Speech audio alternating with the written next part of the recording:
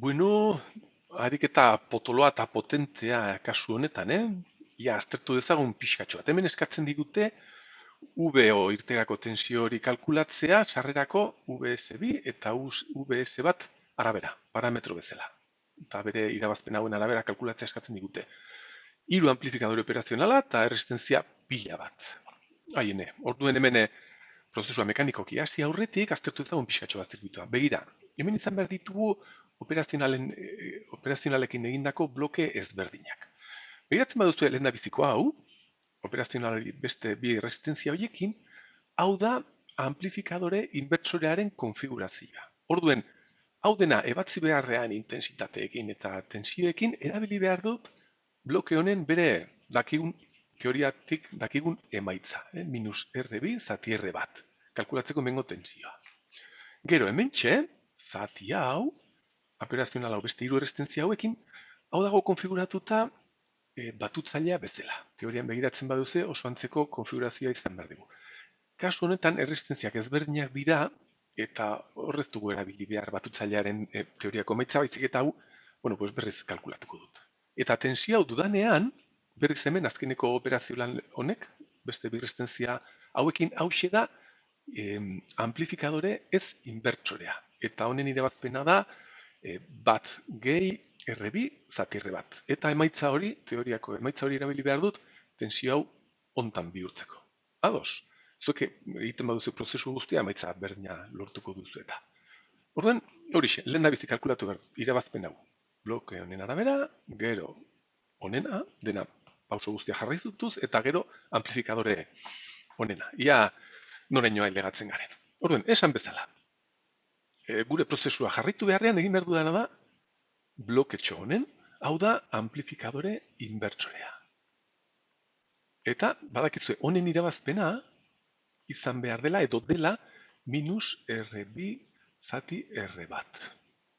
Orduen, hemengo tensioa, VA, esan dezakegu, VA, zuzenean jarri dezakegu, VA, nodo honen tensioa izan behar da minus, sarera, VS1, bider R2 zati R1. Bider berrogeita hamar kilo ohmio, zati R1 hogeita bost kilo ohmio. Hau da, minus bi VS1. Badaukagu hau kalkulatuta teorieko informazioarekin. Vale, orain hemen daukagu batutzailearen konfigurazioa, baina errestentziak ezberdinak dira, beraz, hau bai egin behar dut, kalkulatu behar dut. Hemen daukat VS2 eta hemen nodo honetan VA. Eta hemen daukagu 0 voltio eta hemen ere bai. Amplifikadore guztiak berrelikadura negatiboa dutelako, Zirkuitu labor virtual honekin hemen 0 voltio. Orduan begira, batutzaileetan gertatzen zena zan, zirkuitu labor hontara gertatzen dena da hause. Hau VA ez daguna, beraz, intensitate hau, iazpi bat adibidez, eta beste hau, VS2tik datorrena, iazpi bi adibidez, iazpi bi, biak elkartu behar dira eta batu behar dira iazpi hiru honetan. Hoixe da, batutzailearen oinarrizko ideia. Orduen, kalkulatu behar ditut hauek, bigarren urrats honetan, iazpi bat da berdin VA ken 0, VA zati, kalkulatuta dagoela, zati eunka. Zati eun bider amar ber iru. Bale? V badak ikutzen baden, beraz hau ere ezaguna. Iazpi bi, bi berdin VS2 ken 0, VS2 zati bos berrogeita hamar kilo ohmio. Listo, eta gure parametroa beraz hauek ere ezagunak izango ziren. Bale, orain gertatu behar dena nodo honetan da intensitate hauek sartzen direla eta Kirchhoff dela eta hau bidegurutze handi bat bezala ikusiko genuke I2an batu behar dira. Hau da, I2 izan behar da I1 gehi I2. Eta ezagunak direnez jarri dezakegu. VA zati hau jarri dezakegu VA zen baden.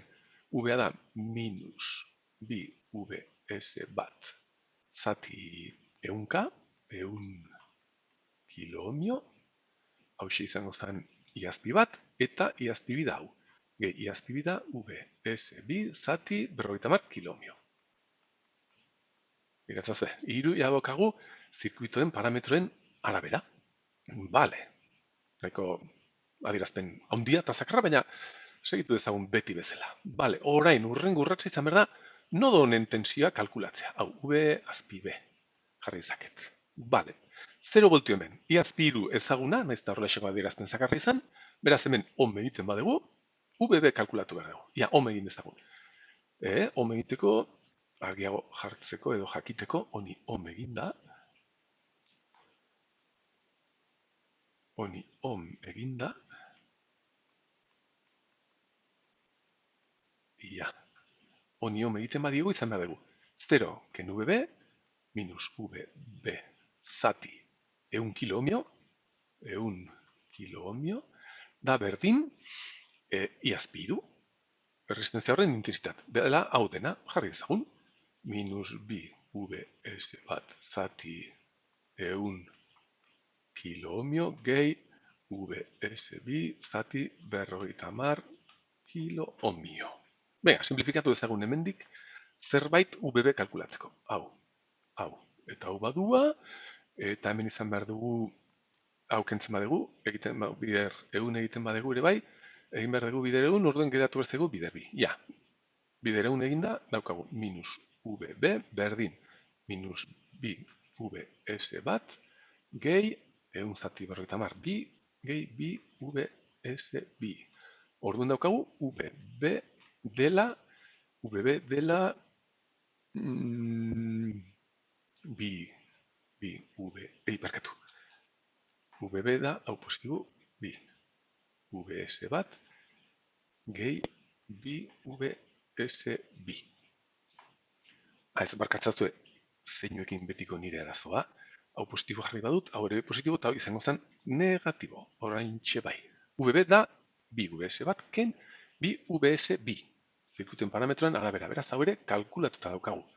Eta orain, azkeneko bloke honi, aplikatu behar diogu, hau da, amplifikadore ez inbertsorea. Eta honen irabazpena da, hemen jarriko dut, honen irabazpena da, G berdin, bat gehi R2 zati R bat. Hau izan da R2 eta hau R bat. Beraz, orain, hori kontuan izan da, VO, izan behar da, sarrerako tensio hau, jarriko dut, ez VB bestela, jarriko dut, bider bat gehi eunka zati berrogeita marka. Eunka zati berrogeita marka, beraz, hau da bi gehi bat, iru. Iru aldiz, V azpi B. Beraz, VO izan behar da, VB dela hau bider iru, 6 VS bat, ken 6 VS bi. Hemen txaukagu, zirkuito honen irterako tensioa, sarrerako bi tensio hauen arabera. Aurrera.